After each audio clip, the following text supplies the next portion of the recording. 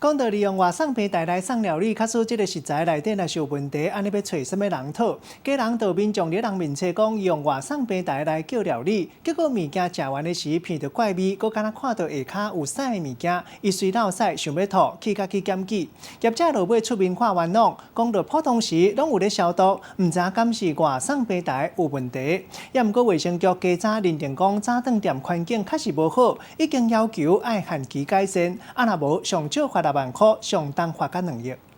款糜汤糜啉甲直要看到碗底，毋是惊喜，是惊到黑色的物件沉伫咧下骹，阁有奇怪的味，互民众看甲戆去。叫那一间的那个早餐店，吃到一半的时候，突然觉得好像有股妙味，用汤匙舀到最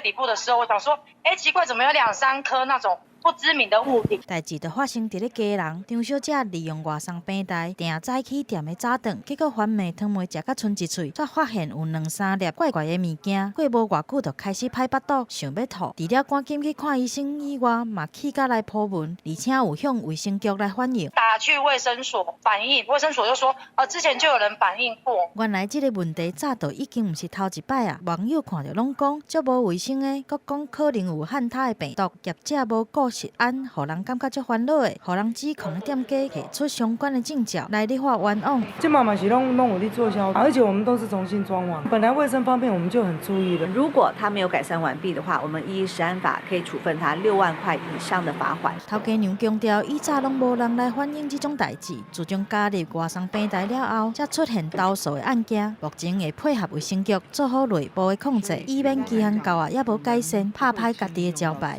记者综合报道。